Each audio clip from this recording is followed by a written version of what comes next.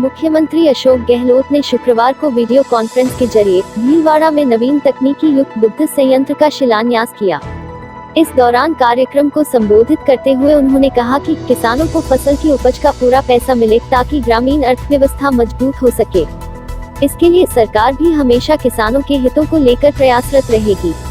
उन्होंने कहा कि जिस तरह से किसानों को विभिन्न बीमा योजनाओं का लाभ दिया जा रहा है, उसी तरह अब यह भी विचार करना होगा कि क्यों नहीं उनके पशु का भी बीमा करवाया जाए। ग्रामीण अर्थव्यवस्था पशुपालन पर निर्भर करती है।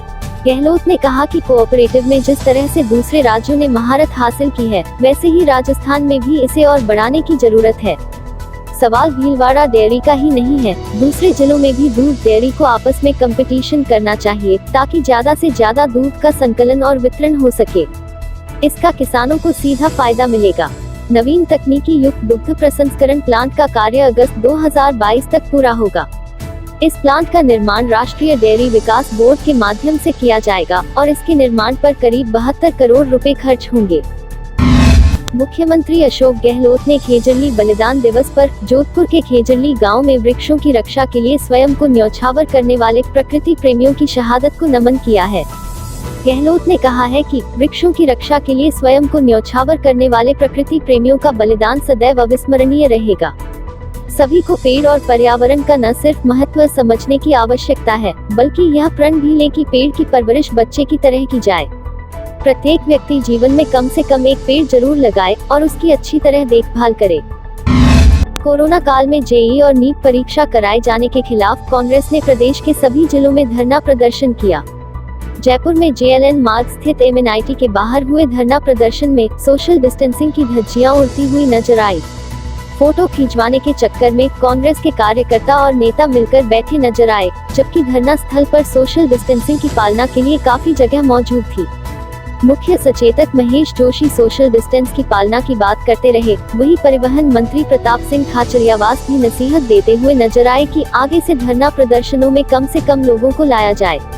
धरने में सचिन पायलट, मुख्य सचेतक महेश जोशी, उद्योग मंत्री प्रसादी लाल मीणा, पूर्व सांसद अशोक अली टाक, करण सिंह यादव, अर्चना शर्मा और ज्योति खंडेलवाल सहित अन्य नेता मौजूद रहे। पूर्व डिप्टी CM सचिन पायलट ने धरने के दौरान अपने संबोधन में कहा कि कोरोना के बीच परीक्षा कराई गई तो लाखों अभ्यर्थियों को कोरोना संक्रमण का खतरा हो सकता है। आज अमीर गरीब सभी को संक्रमण हो रहा है, सभी इससे बचने की कोशिश कर रहे हैं। इस समय लाखों बच्चों को देश भर के परीक्षा केंद्रों पर भेजकर इन्हें संक्रमण के खतरे में नहीं डालना चाहिए। इसलिए कांग्रेस पूरी ताकत के साथ इस मुद्दे को रख रही है। उन्होंने कहा कि इस मामले में केंद्र सरकार की जिद और हट के कारण आज हम यहाँ खड़े हैं। परिवहन मंत्री प्रताप सिंह खाचरियावास ने कहा कि केंद्र सरकार को जेईई नीट की परीक्षा निरस्त करनी होगी। यदि परीक्षा निरस्त नहीं की जाती है तो कांग्रेस अपने आंदोलनों के माध्यम से और आक्रामक होगी और राजस्थान की सड़कों पर आंदोलन होगा। हम ये आवाज केवल अकेले नहीं उठाएंगे, जनता भी इस आवाज को बुलंद कर रही है। राजस्थान ही नहीं, अन्य राज्यों में भी इस परीक्षा को निरस्त करने की आवाज उठाई जा रही है। वहीं मुख्य सचेतक महेश जोशी ने कहा कि कोरोना काल में बच्चों के जीवन से जरूरी कुछ भी नहीं है। केंद्र सरकार को अपनी मनमानी छोड़नी चाहिए। उन्होंने कहा कि कांग्रेस को भी इस तरह के आयोजनों और धरना प्रदर्शन को लेकर विशेष रणनीति बनानी होगी। पूर्व डिप्टी CM सचिन पायलट ने धरने के बाद मीडिया से बातचीत के दौरान बताया कि हमारा लक्ष्य है कि सरकार और संगठन में तालमेल बना रहे और सब एकजुट रहकर कार्य करें। कांग्रेस के राज्य प्रभारी अजय माकन सभी संभागों में जाएंगे, वे राजस्थान से परिचित हैं। पायलट ने कहा कि AICC की ओर से बनाई कमेटी का फिलहाल राजस्थान आने का प्लान नहीं है, लेकिन उम्मीद है कि बहुत जल्द कमेटी के लोग मिलेंगे और जिन बिंदुओं पर हमने बात की उन पर चर्चा होगी और सार्थक परिणाम आएंगे। उन्होंने कहा कि हमारा ध्येय है कि लोगों की उम्मीदें पूरी हो। पद कोई महत्व नहीं रखते हैं, लोगों को मान सम्मान मिलता रहे। CBSE और RBSE 12वीं का परिणाम जारी होने के बाद राजस्थान यूनिवर्सिटी के चारों संघटक कॉलेज महारानी, महाराजा, राजस्थान और कॉमर्स कॉलेज में 29 जुलाई से 24 अगस्त तक आवेदन प्रक्रिया चली। आवेदन प्रक्रिया पूरी होने के बाद अब राजस्थान यूनिवर्सिटी 1 सितंबर को पहली सूची जारी करने की तैयारी में जुट गया है। राजस्थान यूनिवर्सिटी के चारों संघटक कॉलेजों में इस साल प्रथम वर्ष में प्रवेश के लिए कुल 46,130 आवेदन प्राप्त हुए हैं। सबसे ज्यादा 18,455 आवेदन महारानी कॉलेज में प्राप्त हुए, तो वहीं महाराजा कॉलेज में 10,775, राजस्थान कॉलेज में 10,231 और कॉमर्स कॉलेज में 5,324 आवेदन प्राप्त हुए हैं। इसके साथ ही अन्य विभागों में प्रवेश के लिए 1,345 आवेदन राजस्थान यूनिवर्सिटी को प्राप्त हुए हैं। प्रवेश प्रक्रिया को लेकर राववी कुलपति प्रोफेसर जेपी यादव का कहना है कि प्रवेश को लेकर पहली सूची 1 सितंबर को, 7 सितंबर को दूसरी और 11 सितंबर को तीसरी सूची जारी की जाएगी। राजधानी जयपुर की यातायात व्यवस्था को सुगम बनाने एवं पार्किंग व्यवस्था को सुधारने के लिए जयपुर शहर में संचालित 24,000 से अधिक ई रिक्शाओं को अलग अलग मार्गों पर लाइसेंस जारी करने को लेकर करीब 2 माह पूर्व जेडीए में आयोजित ट्रैफिक कंट्रोल बोर्ड की बैठक में निर्णय लिया गया था। इस दौरान शहर की यातायात एवं पार्किंग व्यवस्था को सुधारने के लिए करीब 1 दर्जन महत्वपूर्ण निर्णय लिए गए थे। इस कार्य योजना के तहत 24,000 ई रिक्शाओं को नगर निगम के जोनों के आधार पर लाइसेंस जारी करने थे। इसमें यह शर्त भी लगाई गई थी कि जिस क्षेत्र के लिए लाइसेंस जारी किया गया है, वही रिक्शा दूसरे जोन के क्षेत्राधिकार में नहीं जा सकेगा।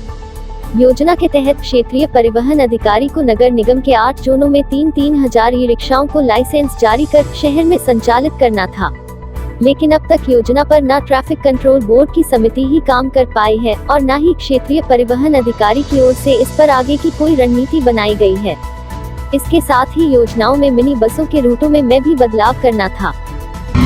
जयपुर एयरपोर्ट से अब 28 विमान प्रतिदिन संचालित होंगे। एयरपोर्ट प्रशासन की ओर से शेड्यूल में बदलाव किया गया है। जानकारी के अनुसार जयपुर एयरपोर्ट से लॉकडाउन के बाद 25 मई से विमानों का संचालन शुरू किया गया था। इसके बाद यहां से प्रतिदिन 21 फ्लाइट संचालित हो रही थी। अब एयरपोर्ट से धीरे धीरे यात्री भार बढ़ने के बाद अथॉरिटी ने नया शेड्यूल जारी किया है। इसके तहत अब जयपुर एयरपोर्ट से 28 फ्लाइट प्रतिदिन संचालित होगी। जयपुर के रेनवाल कस्बे में एक बार फिर कोरोना संक्रमण ने दस्तक दी है। कस्बे के मुख्य बाजार में जैन मंदिर के सामने वाली गली में 30 वर्षीय व्यक्ति में कोरोना संक्रमण की पुष्टि हुई है। कस्बे में कोरोना संक्रमित मिलने के बाद चिकित्सा विभाग में हड़कंप मच गया। चिकित्सा प्रभारी आरपी सैप के नेतृत्व में टीम संक्रमित व्यक्ति के घर पहुंची और संक्रमित के परिजनों व आसपास में रहने वाले परिवारों के रैंडम सैंपल लिए। इस दौरान थाना प्रभारी कैलाश चंद मीना मई जाप्ता मौके पर पहुंचे। वहीं नगरपालिका कर्मचारी गोपाल लाल कुमावत ने टीम के साथ पूरी कॉलोनी को सैनिटाइज किया।